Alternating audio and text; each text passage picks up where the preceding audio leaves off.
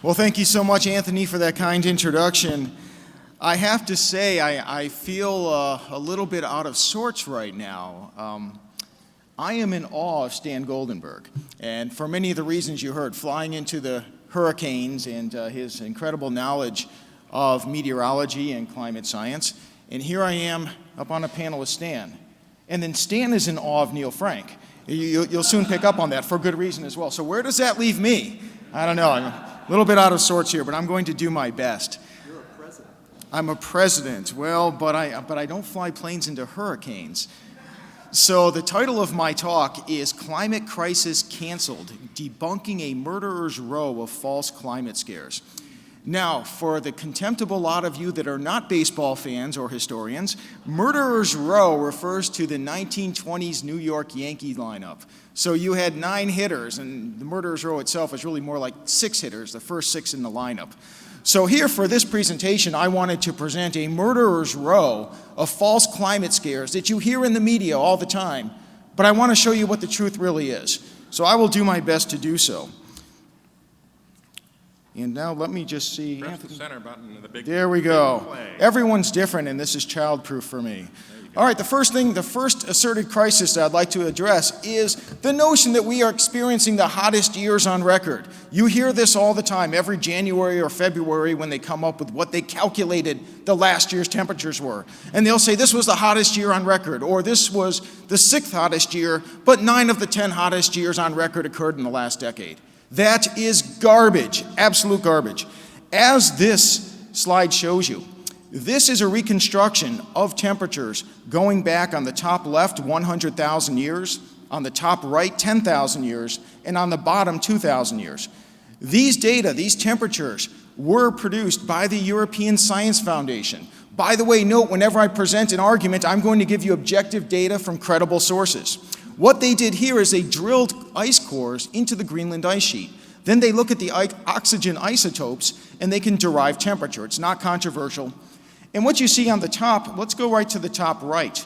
You see temperatures over the past 10,000 years, and temperatures today are on the far right. That little final squiggly mark that you see on the far right, that is all of the warming of the past 100 years. We would have to continue warming at that pace for several centuries before we reach the temperatures that predominated during most of the period that human civilization has existed. If you walk away with one thing from this session, I want you to remember this.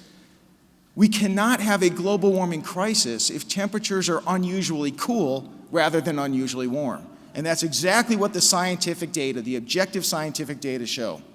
On the bottom, you will see again a chart. You see that small increase in temperature at the far right over the past 100 years. Again, this is nothing alarming. It's nothing that puts us in the hottest years in history. It's nothing that is occurring too quickly or outside the bounds of what has happened in the past. So how is it that they say we're facing the hottest years in history? Well, actually what they say is the hottest years on record. It's because they conveniently define internally the record as the past 100 years. Well, that's since we've had a global network of mercury thermometers. Hogwash. It's convenient for them to define it that way so they can hide the fact that temperatures are unusually cool, not warm.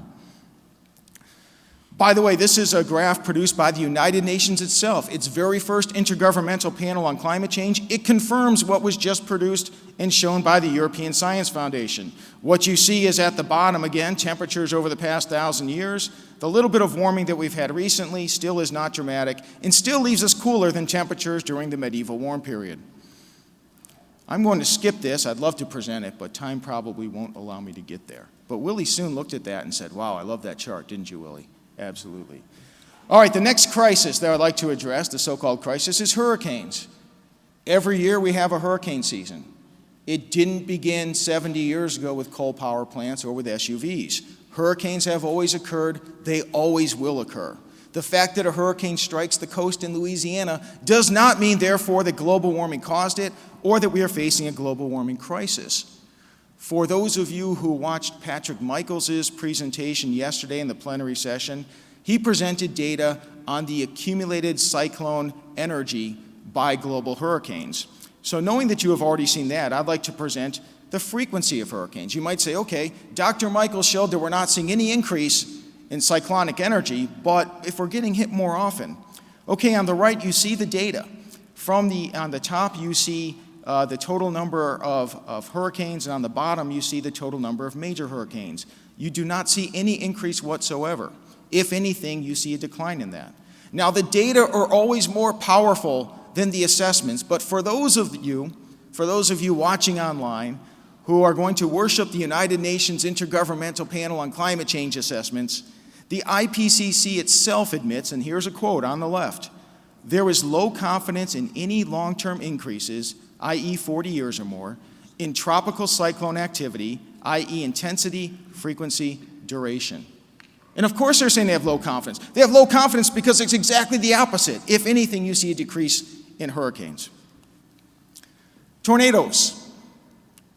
In about 6 months, we're going to get to March, April, and it's going to be tornado season here in the United States. Invariably, a tornado will touch down, and the media and the climate activists will tell us that global warming is the reason, and if you see a tornado, that's proof of global warming that you deniers need to pay attention to. Here on the right, this is a chart provided by the National Oceanic and Atmospheric Administration. You do not get more objective or credible than that. What you see is that this is the count of tornadoes going back to the 1950s. You see with your own eyes, if anything, there has been a decrease in tornadoes. And again, on the left, the IPCC itself admits it. Again, the data is more important and more primary than the IPCC assessment, but even the United Nations says this. So when the media says the world scientists say this and say that about tornadoes, hogwash. Even the IPCC says the opposite, and indeed the data especially show a decline in tornadoes.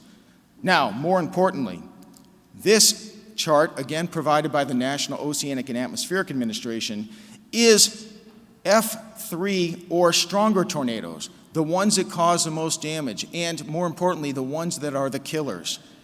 The declining trend, according to NOAA, is obvious, it's objective, it cannot be challenged. If any connection is asserted in the press or by climate activists between global warming and tornadoes, it's the exact opposite of what they tell you. Another climate crisis debunked by objective data. Next, drought. Of course, drought has always occurred and always will occur. And the world is a huge place. In fact, even the United States of America is a large place. So there is going to be drought occurring in some places. There is going to be severe drought occurring in some places. The fact that severe drought still occurs does not mean that global warming caused it or is making it worse. Here on the right, this is a chart provided by the National Oceanic and Atmospheric Administration. This is the change in precipitation over the past 120 years. All those places, you know, if you look really closely, you might see a few where you see red, orange, yellow. That's where precipitation is declining. If you look real hard, you might see one or two. Everything you see in green is where you see an increase in precipitation. Drought is not increasing. America's not getting drier. And in fact, even the IPCC admits it. Again, the data are more important than the assessment and the evaluation, but even the IPCC reports with high confidence that precipitation has increased over mid-latitude areas of North America, of the Northern Hemisphere, and globally, they can't find any trend contradicting this. So the next time there's a drought in Utah or Arizona or wherever it may be, remember the global data and the national data say that global warming are not making drought worse, is not making drought worse. In fact, here's another couple tidbits that are very interesting. In April of 2017, just 4 years ago, the United States as a whole set a record for the lowest percentage of the country experiencing drought. That's in recorded history. And the amazing thing is, just 2 years later, we broke that record. And now, so we have a few areas in the country that have dried out in the past year, and the press and the alarmists say that this is more proof of global warming, the catastrophe is upon us. Again, hogwash. The objective data show exactly the opposite. Drought is becoming less frequent and less severe as the planet warms.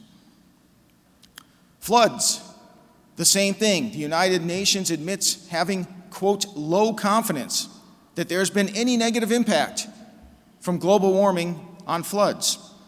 In fact, the United Nations itself admits that the sign They don't even know what the sign is. In other words, they don't even know that perhaps it's just as likely that there has been less flooding, frequency and severity, as the planet warmed. So again, floods have always occurred and always will occur.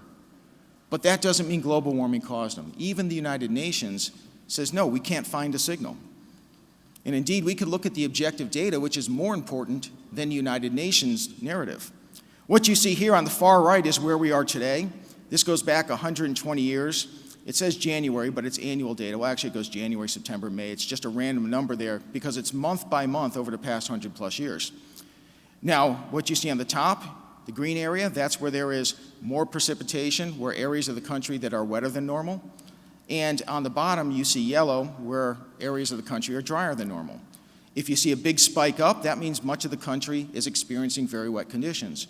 If you see a big spike down in yellow, that's where you see very dry conditions. Take a look at the bottom especially, because on the top you don't see much of a trend either direction. But on the bottom, if you look back at the end of the 19th century and in the 20th century through about 1950, 1960, it was frequent, it was common for 40% and much more of the country to be experiencing very dry conditions as defined by NOAA. But since then, we have now been, you can see it for yourself, for more than 40 years, we've been experiencing the longest period in recorded history where we have not had at least 40% of the country experiencing very dry conditions. Again, when the media shows the one anomaly where you have a drought here or a drought there, recognize that as a whole, as the planet warms, the objective data show us droughts are becoming less frequent and less severe. Wildfires. We hear a lot about that. We've heard a lot about them in the past year because, believe it or not, in the western United States, that's a naturally arid part of the nation and part of the world. Wildfires sometimes do occur. They always have and they always will. But let's look at the objective data, especially globally. If we're talking global warming, global climate change, what is happening regarding wildfires globally? NASA satellites have been precisely measuring the amount of land burned by wildfires since the 1990s. The image you see on the right is the NASA image from the NASA website. In red, you see areas where there have been more wildfires. In blue, you see areas where there have been less wildfires than has historically been the case. This is a quote from NASA. Globally, the total acreage burned by fires each year declined by 24% between 1998 and 2015. Folks, you don't get any more clear than that. You don't get any more objective than that. Whenever someone raises wildfires as proof of a global warming crisis, remember this data. By the way, it didn't just start in 1998. Some of you may say, well, okay, the satellites were launched then 30 years. It's not that much of a pattern. Okay, here we have, on the left, I have a quote from Journal of Geophysical Research. That is a peer-reviewed science publication. It's one of the most prestigious in the world. In Journal of Geophysical Research, scientists discovered and reported that the average global burned area, going back over 100 years, the average global burned area during 1901 to 2007, the average burned area is, and they give you the number, during 1901 to 2007, and our results suggest a notable declining rate of burned area globally. So whether you want to look at 30 years, 100 years, it doesn't matter. As the planet has warmed, there's been more precipitation, fewer wildfires. A couple others. This one is one of my favorites. Back in 2017, and Patrick Moore discussed this last night regarding the Great Barrier Reef. Here is an article from the Australian Institute of Marine Science from 2017, and the title is Great Barrier Reef Damaged Beyond Repair. There's no hope, it's beyond repair. And the article, of course, blames global warming. The United Nations Intergovernmental Panel on Climate Change, the very next year in 2018, this is a quote, coral reefs, for example, are projected to decline by a further 70 to 90% at 1.5 degrees Celsius, and with larger losses, greater than 99% at 2 degrees Celsius. And by the way, according to them, we're almost at 1.5 degrees Celsius now. We'll be at 2 degrees Celsius by mid-century. The United Nations, 99% loss. Okay, let's look at what the data show. This study was in Nature, Ecology, and Evolution. I'm sorry that it's a longer quote, but it's absolutely essential that you see it. This is a peer-reviewed study published in 2021. It's the first quantitative study of coral where scientists actually went out in the field and measured and took a survey. How many coral are there in a given area? In the past, they just had people speculate. And of course, when you speculate, that's not science. Here's what they found. The scientists reported remarkably of the 80 species in our analysis that are considered by the IUCN to have an elevated extinction risk, 12 have estimated population sizes exceeding 1 billion colonies. That's a lot of colonies of coral. By the way, those are just the colonies. Those aren't even the individual coral. They found that our population size estimates inform and refine earlier estimates of extinction risk in Indo-Pacific corals, which relied heavily on qualitative expert opinion. In particular, our findings call into question earlier inferences that a considerable proportion of the estimated Indo-Pacific coral species could go globally extinct within the next few decades. Calls into question that the corals can go extinct. And by the way, that's just in the Indo-Pacific. They find that, I won't read this, I'll try to move along for time's sake, but the scientists asserted essentially that there is essentially no chance that we will have an extinction of corals in the Western Pacific or anywhere else. And in fact, even in decades in the future, it is a remote possibility at worst. And then finally, here we have, in 2021, the Australian Institute of Marine Science. This is a governmental science agency in Australia. They again went into the field and they counted and calculated the coral in the Great Barrier Reef. And what do you see at the far right? That's this year. That's the highest amount of coral ever recorded in the Great Barrier Reef. Now you may say, James, okay, well what you showed earlier, 2017, 2018, the media reports and the IPCC, they didn't have the benefit of knowledge of the 2020 study that you showed and the 2020 count by the Australian government, so cut them a break. Well, I would, but here you have an article just this month. This is in the Florida Star. It's published October 10th, 2021. Look at the title. Great Barrier Reef. Study shows climate change is pushing reefs to brink of apocalypse. Folks, even when they have the data, they still lie. When you hear these threats in the media, don't accept them at face value. Look at the actual data. Here's one of my favorites. A few years ago, it was in the news, reported all over the place, that the ocean currents are speeding up. Global warming is to blame, and it's going to be an apocalypse. Here's a quote from the Washington Post, February 5th, 2020. World's oceans are speeding up, another mega-scale consequence of climate change. Down at the bottom, you see a quote from NBC News. Climate change models predicted ocean currents would speed up. Not just is this catastrophe happening, but look, we told you so. How could you not believe us? Okay, that's February 2020. Now in the news throughout February 2021. Climate change is weakening the ocean currents that shape weather on both sides of the Atlantic. That's Inside Climate News. From Inside Climate News again, if we continue to drive global warming, the Gulf Stream will continue to weaken further by 34% to 45%, according to the latest generation of climate models. We told you. And down at the bottom, CNN. This has been predicted, basically for decades. Forget what we told you a year ago. We've always predicted this. How dare you question us? So in 2020, they're speeding up because of global warming, and it was always predicted. Now they're slowing down from global warming. That was always predicted. That was February. Oh, wait a second. Here we are in April, 2 months later. Ocean currents are speeding up again. Satellites reveal ocean currents are getting stronger with potentially significant implications for climate change. We did this. You did this. You terrible people, you deniers. So there we are in April. Oh, wait a second. Here we are in August. They're speeding up again, and global warming is to blame. And see, we always told you this. Folks, that's what we're up against. If you're watching, if you want to have an open mind, if you want to investigate the truth, keep this in mind. Don't just believe it because the media and groups with agendas spoon feed it to you. Look at the data. Look at what's actually happening. Compare what they said yesterday to what they say today. Here's another one of my favorites. As migrants come across the southern border, we've been told that, well, I mean, the reason really is it's on us. It's because of global warming. We're to blame, so who are we to object?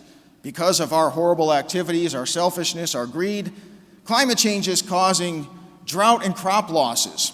Here's an actual quote from the UK Guardian. While violence and poverty have been cited as the reasons for the exodus, experts say, the big picture is that climate change is forcing farmers off their land. Similarly, am I getting close to my time? I bet I am. All right. I'm going to end with this. Murderers Row got truncated to 6, not 9. Here we go. NBC News, same issue. July of 2019. Central America's choice. Pay for rain, or migrate. Ravaged by drought, farmers in rural Honduras and Guatemala live on the edge of hunger. That's why we have this migration. They can't feed their families. Come on, what else are they supposed to do? So here at the Heartland Institute, we don't take their words for it. We actually look at the data because the United Nations keeps meticulous data on crop production by country. Here is Guatemala. Crop production going on the far right. You see the latest crop production. Do you see this dramatic decline? Do you see the ravages of global warming destroying crops and making it so they cannot feed their families? Of course not. Then again, that was Guatemala. The media tells Guatemala and Honduras. There's Honduras. The increase in crop production is even more dramatic. And by the way, there's Costa Rica, there's Ecuador, there's Nicaragua, there's Panama, there's Mexico. It's not happening anywhere in Central or Latin America, and yet they tell us we are to blame. All right, so I gave you a sampling of a few. Look, I can go on and on and on, and they get funnier, but then again, maybe I don't. But here's the thing. When folks are presenting arguments to you, conclusory arguments, experts say, the United Nations says this or that, look for the data. And go to sources that will actually fact-check the data. Not PolitiFact check the data, but fact-check the data. And one of the best resources, as I mentioned and as Anthony presented the other night, climateataglance.com. These are the summaries. You have them in your bags. The summaries of 30 specific climate change subtopics, what the facts really say. And there is a quick little look. For example, we have a few bullet points at the top. It gives you just very quickly the facts you need to know. A paragraph or two of a short summary and a compelling graphic. You don't have to get bogged down in science-ese. So when these issues come up, you know where to go, you know where to tell your friends and neighbors to go, and hopefully you'll become climate warriors, as I hope to be. Thank you so very much.